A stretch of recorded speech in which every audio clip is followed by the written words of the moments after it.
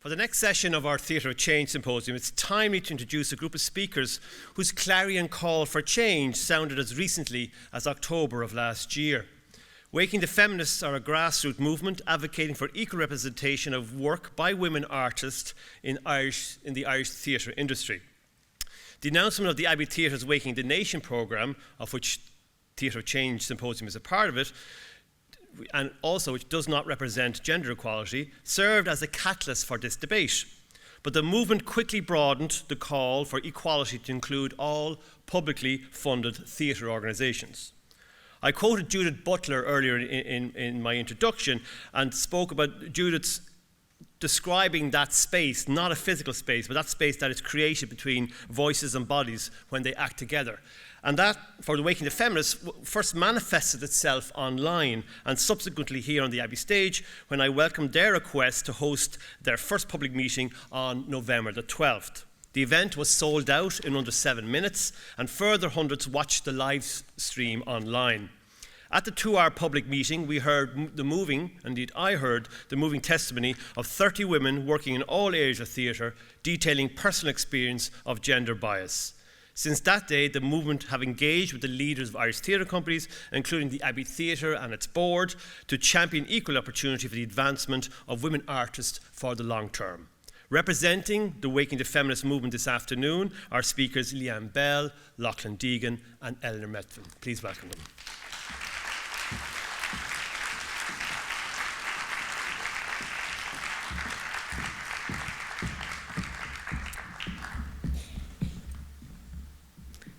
Since Fiach just did a good introduction, I'll skip my little introduction. And what I'd like to do first is to get a flavour of the public meeting that was held here in last November. We have a very short video made by the Irish Times, so if we could just play that straight away, that'd be great.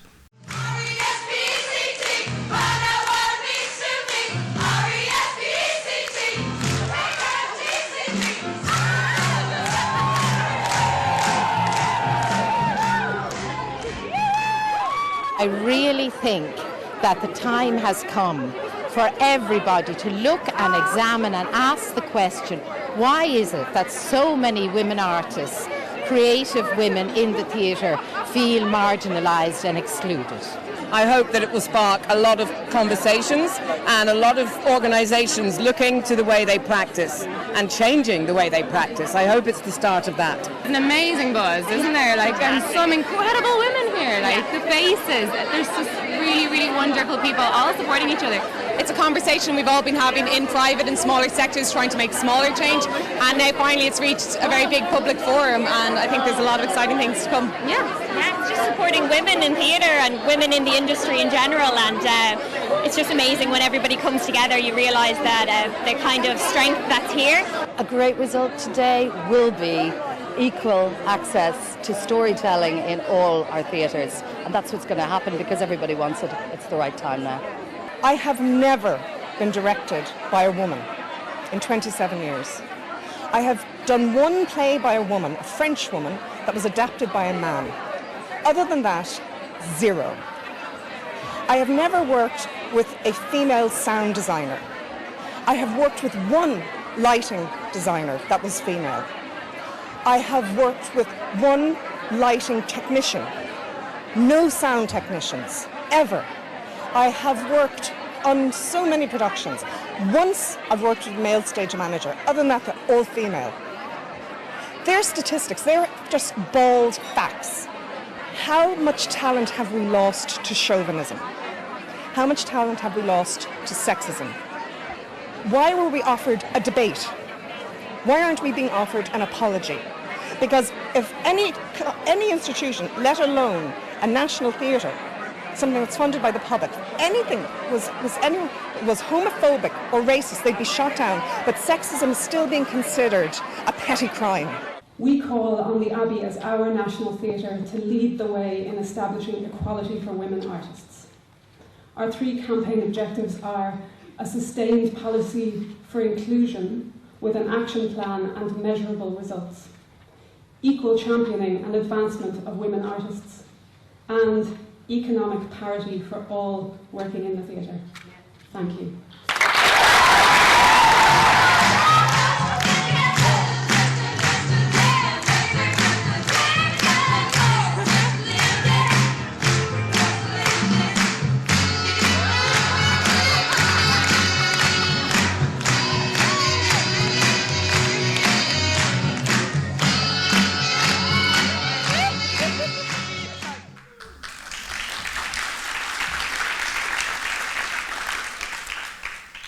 As Donna Dent says in the video, there is no debate. Women theatre makers have not had their work platformed and championed at our national theatre to the same extent that male theatre makers have, ever. Despite the quality of their work being borne out by their successes outside of this building and outside of the country. It's not the first time that this theatre's 111 years of sexist programming has been called out, but Waking the Feminists is committed to ensuring that it is the last. The board and director of the Abbey publicly committed to programming more work by women artists later this year and to putting gender balance policy in place for the future. We will all be holding them to that. But the marginalisation of women artists isn't, of course, exclusive to the Abbey. Waking the Feminists have begun meeting with the boards and directors of other key theatre organisations, and next week we will have a first meeting at the Arts Council to make sure gender equality is implemented at a policy level so that the change is systemic and long-term. Those of us working as Waking the Feminists have committed to the campaign for 1 year, with a look back this November on what has been achieved. On March the 8th, International Women's Day, we will have a second public meeting at lunchtime in Liberty Hall. We're doing this in our spare time, and we're learning as we go. We're trying to keep the structure of the group as open and egalitarian as possible and rely on people to self-select for certain tasks. It means each of us taking personal responsibility for the things we feel passionate about and have the skills for. We're listening to each other and playing to our strengths. We're rising to the challenge with glee. I wanted to give you today a sense of the multiplicity of the voices that have been part of the Waking the Feminists discourse. For that reason, both Eleanor Methven and Loughlin Deegan are with me here. They will each talk briefly, and I'll join again at the end. Firstly, Eleanor.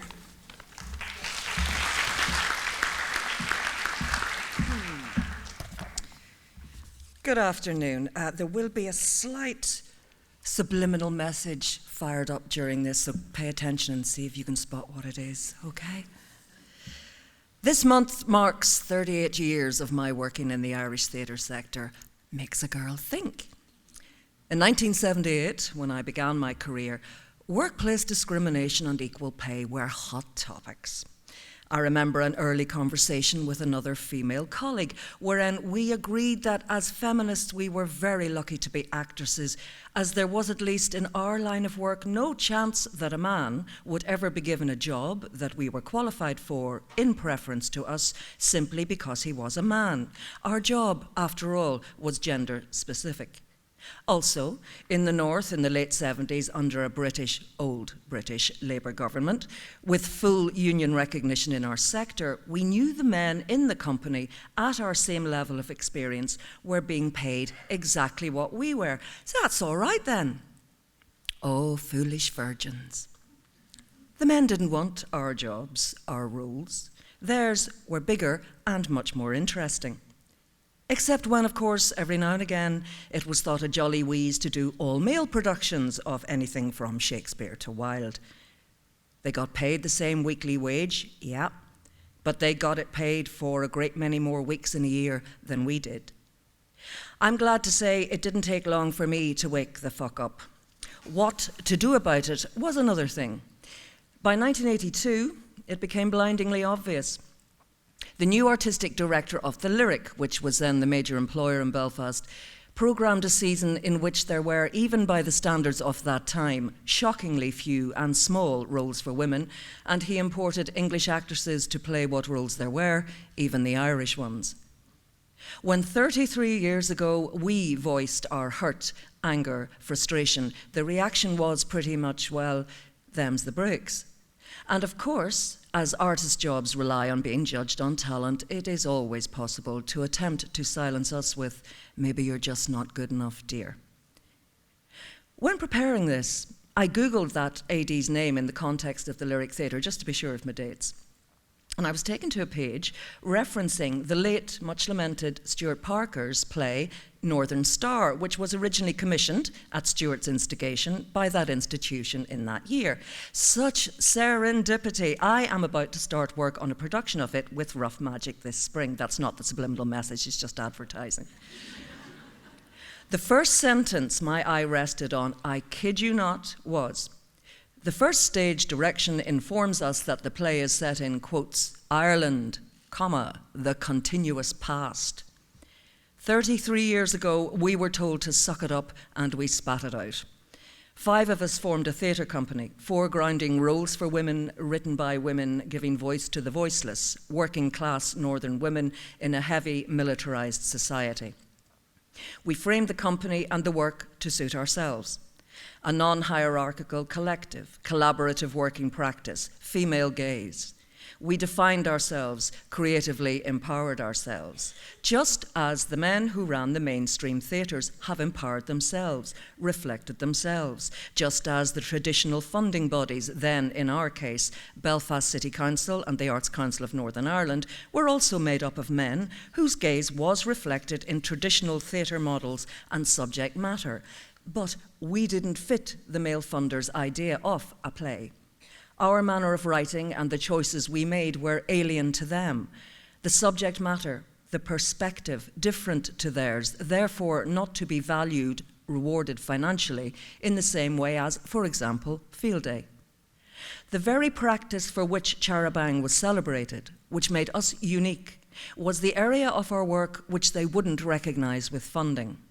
For years, only when we were in immediate pre-production and actual performance were we able to pay ourselves.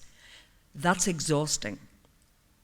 I can't think of a better illustration to this problem of the power perspective than that given by playwright Joanna Anderson on the Waking the Feminists website about a review she received. And whilst the reviewer didn't fault the writing, they, quote, just didn't want to sit through another story about a middle-aged woman and her problems. As Joanna says, no one says this about plays about middle-aged men. In fact, no one calls them plays about middle-aged men. They are about the human condition. I know what you mean, Joanna, the Gigli concert, or Quietly, or the Weir, middle-aged men and their problems.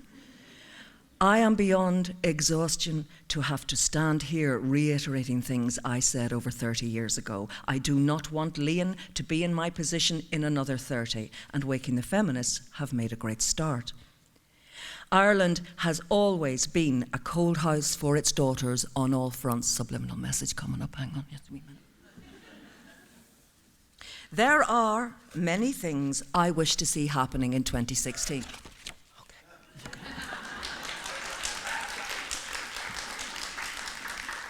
But this today is about theatre, our national storytelling, and women's representation in it.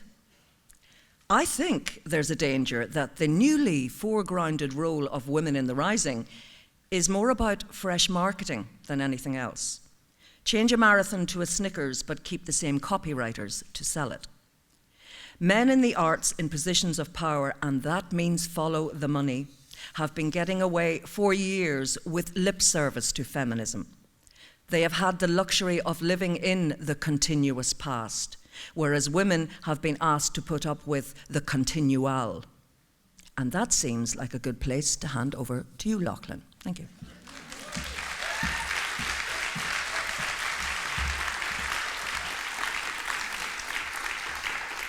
Thank you, Eleanor. I'm almost nervous. It was another actress committed to gender equality, Patricia Arquette, who reminded us recently that when men support change, it usually comes 10 times faster. My name is Loughlin Deegan. I am a theatre producer, and like most men working in Irish theatre, I have always, somewhat casually, considered myself a feminist. I grew up with 3 sisters, was taught by nuns, and as a young gay man became personally aware of the endemic inequalities that are hardwired into Irish society. For me, feminism was always a no-brainer. I didn't need to think much about it. Besides, one of the reasons I was so attracted to working professionally in the theatre was because it is an industry that prides itself on being liberal and progressive, and that believes on a good day we can actually change the world. And in the early 1990s, at the start of my career, Irish theatre, as it remains today, was largely run by women. Until I became the boss myself, all of my bosses were women. Women like Jane Daly, Katie Verling and Mary Call, Lynn Parker, Siobhan Burke and Deborah Aiden, brilliant women, generous women. Women who made space for many voices, including that of a naive and passionate young man who had lots of opinions on what theatre we should be producing and how we should be producing it. Those women encouraged me, they mentored me and supported me all the way through my career. That is until I got to the top of my profession, when I suddenly looked around and I wondered where all the women had gone.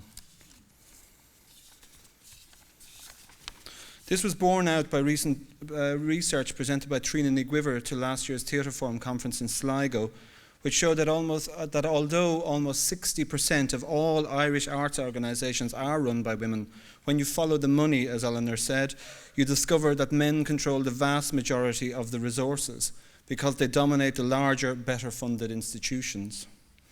This is, I believe, why we have a gender equality problem. It is all about power and money, which means it's mostly about men. Or more accurately, when it comes to our major theatrical institutions, usually one. I've come to refer to it as the myth of the great man, the revered one, whose taste and judgment exists at such an elevated level that he is incapable of answering his own phone.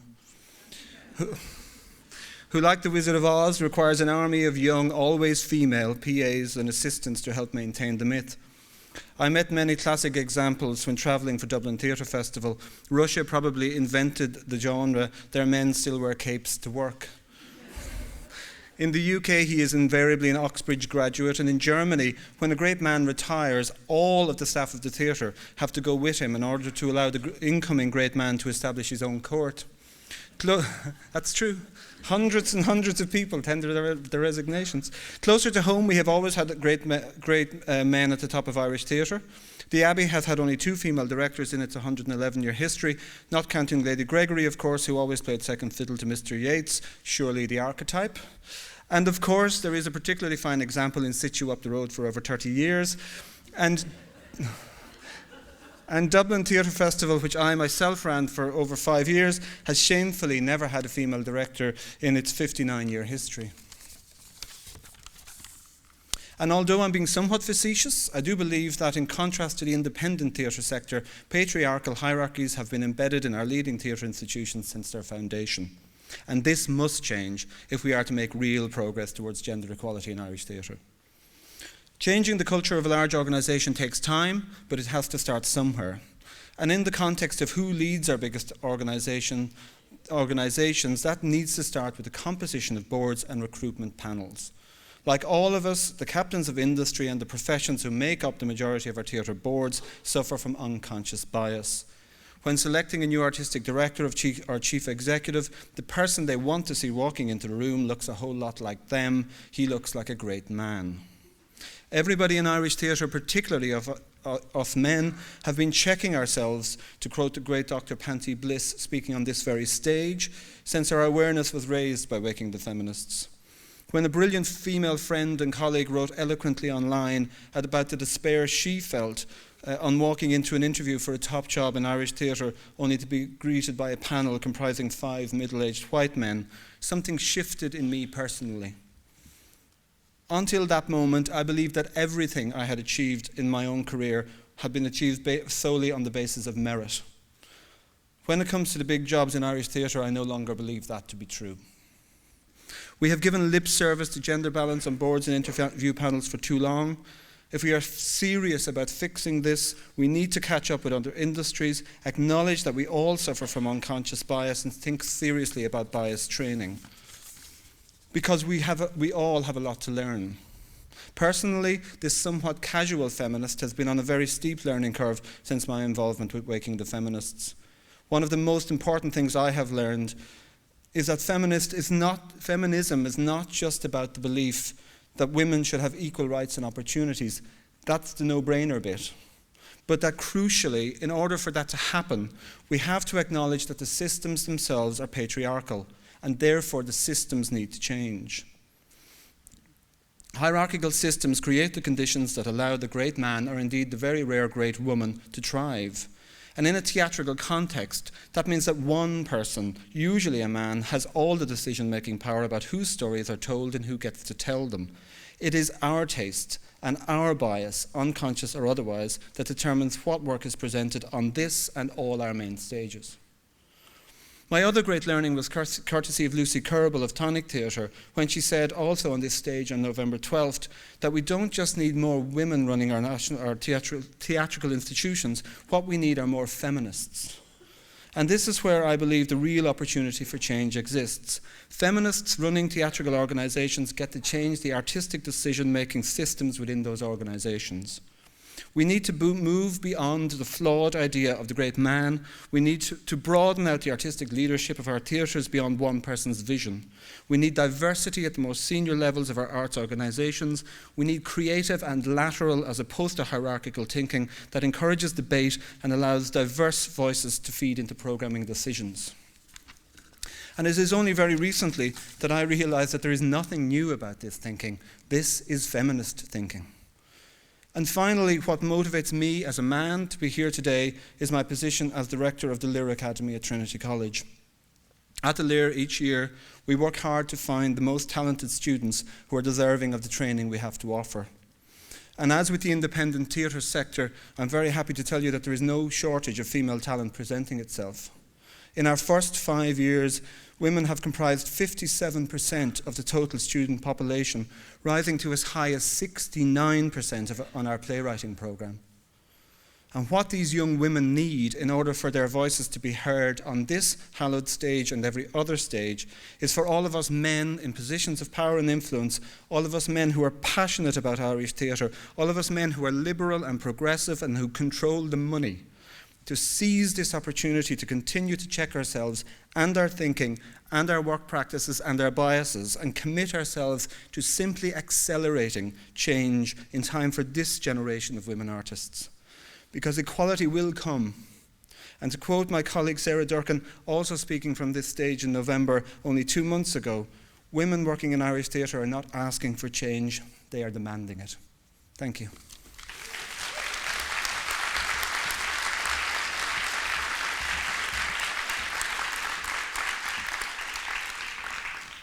What I have been most proud of in these past months is seeing my peers and colleagues changing around me, women and men. I hear a new strength in their voices when they talk about sexism that makes me think something fundamental has shifted.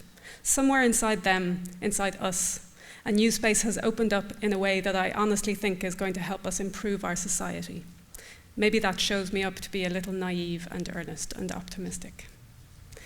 Feminism for me is about reimagining what our society could be if the attitudes and systems in place were built to be inclusive of everybody equally and working to make those changes a reality at a personal level and in the environment around us.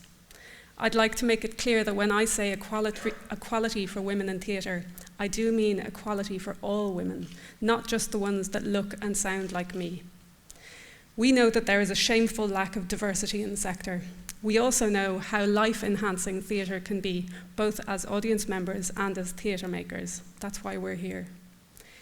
If we are smart as a sector, we will use this opportunity to ensure our theatres are more open to everyone, using the battering ram of feminism to break the door down. Apart from anything else, we'll end up with better theatre. The unity that has been demonstrated by the theatre sector is resonating elsewhere. We've been contacted by women cheering us on from the visual arts, business, the media, politics, medicine, academia, the tech world, the defence forces, film and television, to name a few.